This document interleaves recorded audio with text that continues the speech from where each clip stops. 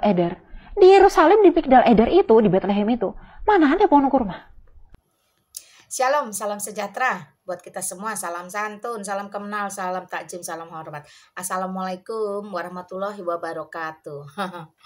Izin stitch ya, ukti-ukti. Jarang-jarang loh saya mau stitch video orang kalau tidak saya anggap penting atau perlu. Kenapa? Karena saya nggak doyan aja, ya. Saya lebih suka berkarya sendiri daripada nebeng-nebeng karya orang. Nah, saya mau kasih tahu kalian dulu ya, sebelum pertanggal 30 Oktober itu anak saya sudah tanya saya ya. Gini nih, dia bunyinya gini waktu itu WhatsApp saya. 31 Oktober jam 19.50. Mak, aku diundang Dr. Richard Lee ke podcastnya, ambil nggak, Mak? Untuk apa dulu? Saya langsung jawab ya. Kenapa? Karena saya orangnya galak. Saya terlalu protektif dan sangat galak. Itu kan dokter kosmetik, saya tanya gitu. Ya, terus saya pesan dia jangan over publik untuk sementara. Nanti takutnya bisa jadi bumerang. Kecuali podcast tentang titik-titik-titik. Nah, terus anak saya jawab, temanya seputar kekristenan dan fenomena sosial, Israel dan Palestina dan Alkitab. Karena saya bilang jangan over publik, dia jawab siap, Mak. Nah itu jam 20.50, saya sengaja biarkan dia berpikir, saya kasih waktu jam 21:05 saya jawab lagi, saya tulis begini. Loh, apa relate-nya profesi dokter kosmetik dengan politik Palestina kira-kira menurut KL? Saya panggil dia KL ya di rumah teman-teman. Tapi dari semua percakapan saya kasih dia konklusi kayak gini. Masih terserah kamu, tapi jangan gegabah. Sebagai orang tua saya tetap memikirkan hal-hal yang bisa diantisipasi. Oke, Mak, kita lihat kredibilitasnya dulu. Nah, 1 November pagi jam 6, itu setelah doa bersama, saya bikin voice note, kirim dia, nasihatkan dia lagi. Nah, terus dia tulis, makasih banyak, Mak, Mike akan pikir-pikir dulu. Dia kirim tanda love karena dia sayang mamanya. Ya, selamat beraktivitas, Mak. Iya. Kenapa? Dia bilang selamat beraktivitas, dia kalau ada kuliah, dia tinggal di kos karena kuliahnya cukup jauh.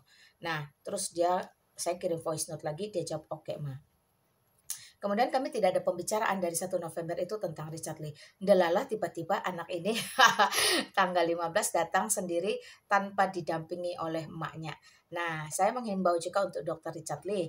Anak 19 tahun ini tanpa pendampingan, nah harusnya membuat satu pengecualian. Tetapi oke lah ya, tolong disampaikan ke Dr. Richard Lee jikalau podcast Anda kemarin mendulang banyak keuntungan karena yang menghubungi anak saya itu hanya admin Anda saja.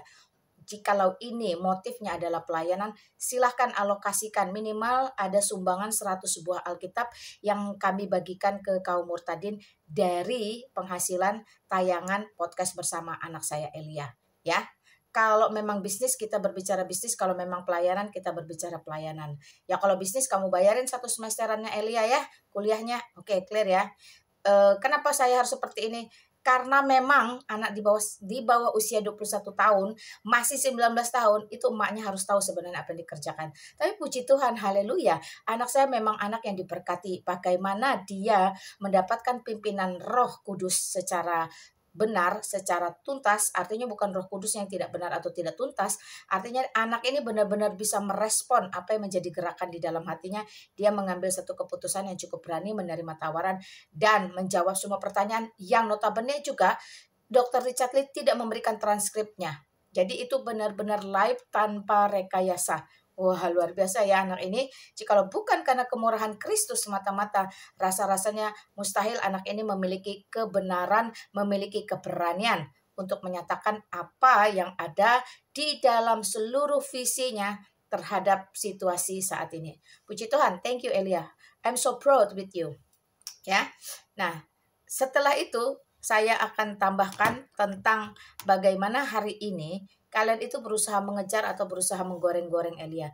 Ketahuilah apa yang disampaikan Elia itu sudah berdasarkan Alkitab. Dia tidak melanggar hukum Allah dan hukum negara. Sehingga apa yang diperkatakannya itu bisa dipertanggungjawabkan di hadapan Allah dan di hadapan dunia. Ya kamu goreng-goreng, kamu kejar-kejar dia percuma lah. Apalagi pengen pansos tiba-tiba yang dari dusun, dari gunung, dari laut, dari goa, dari pohon, dari mana-mana muncul sekonyong-konyong koder. Ingin mendulang ya, ingin mendulang ikut-ikutan men-stage ya, tapi it's okay lah ya. Jadi Elia benar-benar bisa menjadi berkat, menjadi terang dan garam dunia. Oh haleluya, puji Tuhan. Oke, saya kembali ke video yang mau saya state. Ketika kamu menulis di sana, mencari data di sana, 50,9 km itu kayak dari Jakarta Utara, taruhlah Kelapa Gading ke Bogor. Jauh teman-teman. Jadi dari Yeriko itu ya, dataran Yeriko itu ke menara kawanan domba atau Migdal Eder di Bethlehem hampir seperti dari Kelapa Gading ke Bogor, jauh. Makanya sekali lagi saya katakan presisi yang disampaikan oleh Elia itu jauh lebih akurat, lebih presisi, lebih tajam ya. Dia menyatakan betul-betul tidak ada, memang betul-betul tidak ada. Bagaimana mungkin sejauh 50 hampir 51 km itu pohon bisa bergeser. Jadi kalau dikatakan tidak mungkin, memang tidak mungkin. Ya, saya doakan kamu dapat uang deh biar benar-benar bisa pergi ke Bethlehem dan membuktikan bahwa memang tidak mungkin ada pohon kurma di Bethlehem, itu impossible. Makanya stop menggunakan teologi maling, comot-comot ayat, dan stop menggunakan teologi latah ikut-ikutan. Oke? Eksklusiflah, belajar eksklusif, yakin dengan kepercayaan akidahmu. Jangan ngotot minta dipaksakan disama-samakan dengan akidah orang lain, dengan kitab suci orang lain. Jangan, itu sesuatu yang tidak bermoral. Itu sesuatu yang haram hukumnya. Sebab ada tertulis lakum dinukum waliyadin. Iya toh, dinmu urusanmu, dinku urusanku. Jadi seperti itu teman-teman ya. Isa alaihissalam mau dipaksakan kayak apapun tetap bukan Yesus Kristus. Karena tempat lahirnya berbeda, wilayah geografisnya pun berbeda. Saya tidak tahu Isa alaihissalam di mana, tapi Yesus Kristus itu jelas tercatat. Bahkan di bawah pemerintahan siapapun tertulis dan diakui. Monggo-monggo saja. Oke, clear ya teman-teman ya. Boleh kita itu bahlul tapi jangan permanen. Sekiranya Anda sadar, Anda waras, milikilah keyakinan, milikilah satu akidah yang bersifat eksklusif. Jangan disama-samakan. Kalau sama, ngapain banyak agama? Karena tidak sama, terimalah realita. Puji Tuhan, haleluya. Satu iokta pun, satu noktah pun, saupil pun, apa yang tertulis di dalam Alkitab dan apa yang termaktub dalam Al-Quran, tidak ada yang sama.